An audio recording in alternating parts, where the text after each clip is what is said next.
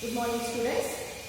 Today we are going to see the second part of the lesson, Bhakti Culture, Sufi Heritage. Today we are going to learn about the great people or saints of North India, that is Bhakti Heritage of North India. In this we are going to learn about Kabir Das, Guru Nanak, Tulsi Das, Mirabai and Chaitanya. So let us see the first one now, Kabir Das from 1398 to 1518 CE. So he was a famous saint of Bhakti cult and he was a follower of Ramananda, that is he was a disciple of Ramananda, and he tried to bring harmony between the Hindus and the Muslims. He tried to bring understanding and peace among the Hindus and the Muslims, and he was an adopted son of a weaver, and his parents' name was Neeru and Nima, and they belonged to Varanasi. Adopted means you take somebody else's child and bring the child as your own. That is called as adoption. And he opposed caste system and luxurious life. Luxurious life means extremely comfortable life. He opposed that. And in the olden days, caste system was practiced too much. You know, differences was made on the basis of the caste. That is, they considered Brahmana as the higher caste and Shudra as the lower caste.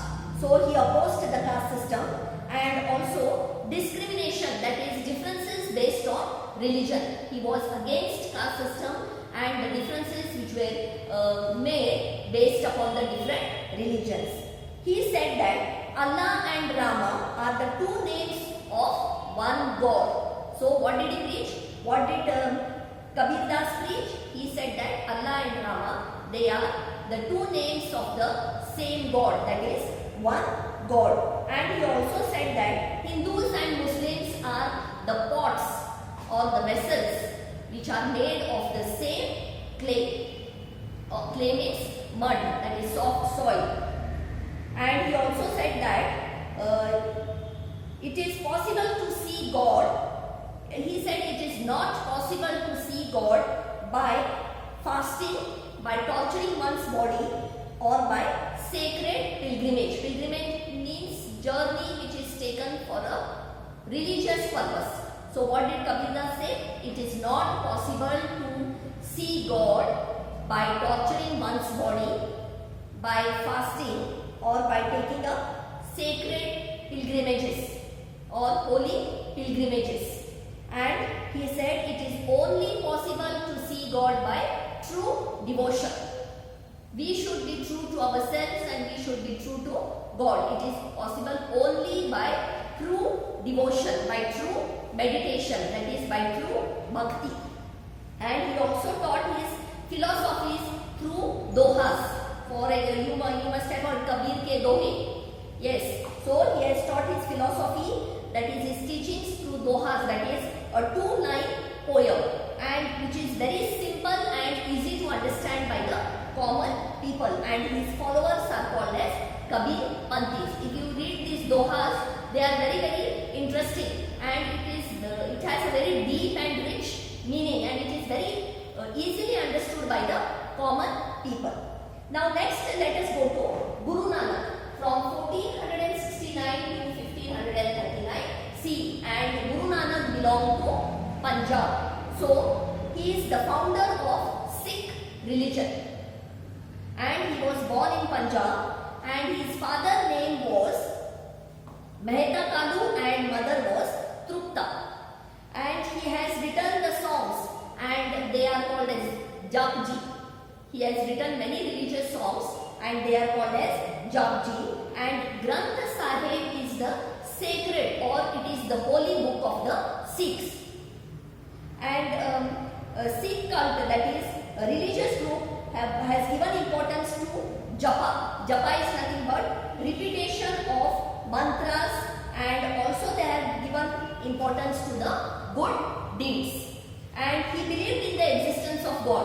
Guru Nanak believed in the existence of God, and he stressed on gender equality. He did not like inequality made between the different genders. So he stressed on gender equality. He said that one can gain Guru through bhakti. that is true devotion, and through devotion you can get the mukti, that is salvation. So what was his teachings? He said that one can gain guru by bhakti, and through your bhakti, that is through your true devotion, you can get the mukti, that is salvation, mukti from your sins, or salvation from your sins. He opposed some of the social evils. Social evils were prevalent too much in the Indian society in those days. So he opposed the social evils like idol worship and casteism, that is making the differences in the caste, treating one caste as the higher caste and treating the other caste people as the lower caste, and torturing them. So he opposed this caste system. Sati system. What is Sati system? Sati system is nothing but the married girl, if her husband dies, if the husband dies of a woman, she has to burn herself along with her husband. When the during the funeral, when the husband's body is being burned, the girl has to jump into the fire along with her husband, and she has to end her life with her husband. So that was a very evil practice which was there in India in those days. So Guru Nanak opposed idol worship, casteism and sati system, and he visited Karnataka and he stayed at Bidar, and the place is called as Nanak Jira, that is sweet water spring. Now coming to next one is Tulsidas, 1532 to 1623 C. Now let us see about Tulsidas. He was the first to support the Bhakti Marga in North India. So Tulsidas was the first to support Bhakti Marga in North India. He was born in a Brahmin family, a higher caste family, Brahmin family, and he contributed to Hindi literature by writing many songs. He has contributed, and books he has contributed to Hindi literature. He wrote Ramacharitamanasa, and it is famous as Tulsi Ramayana. So Tulsidas has written Ramacharitamanasa, and it is famous, popularly called as Tulsi Ramayana. And he encouraged pure life, love, affection, generosity, patience, etc. among the people. So he encouraged people to live a pure life free from the sins, and also he encouraged them to spread love and affection around them, and also he encouraged them to be generous, that is give freely to those who are needy.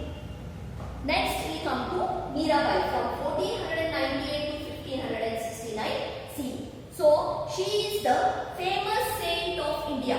Mirabai is a famous saint of India, and she is called as Radha of Kali Yuga, and she was born in Rajasthan, and she was the daughter of Raja Ratan Singh, and she was married to the Prince of Mewar. So she belonged to a royal family. Mirabai belonged to a royal family, and from her childhood days she spent her time in pujas and meditation and singing.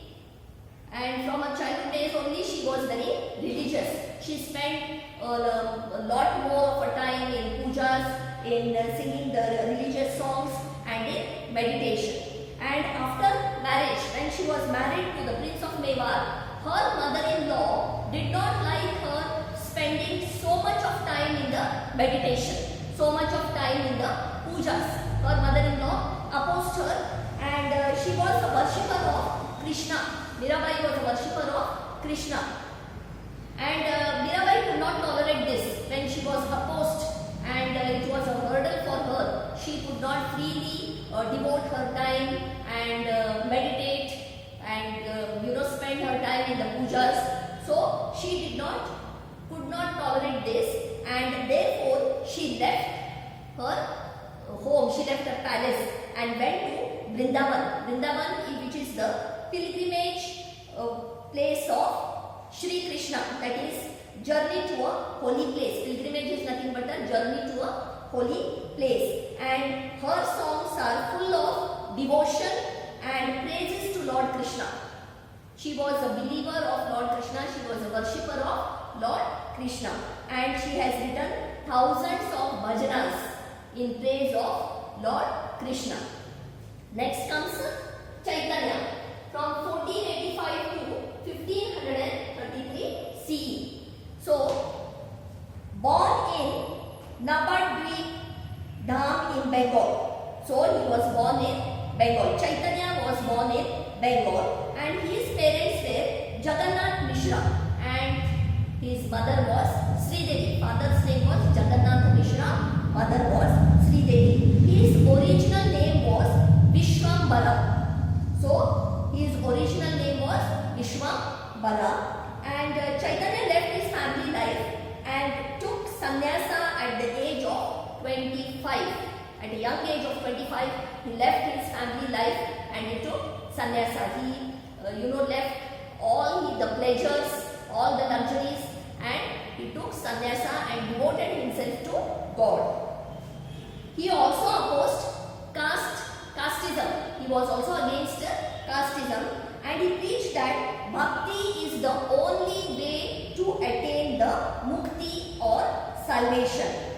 So what did he preach? He said bhakti, true devotion to God, is the only way you can get the mukti, that is mukti from your sins. And he also spread universal love is the first step towards God. He tried to spread universal love, and he also said that it is the first step towards God. He says that love everybody around you. Show your affection to everyone around you. And he taught love, brotherhood and generosity. He tried to spread generosity among the people, and he taught them to love one another and also try to be generous. He encouraged people to be generous, and the Bengalis call him as Chaitanya Mahaprabhu. In Bengal he is called as Chaitanya Mahaprabhu, and they treat him as the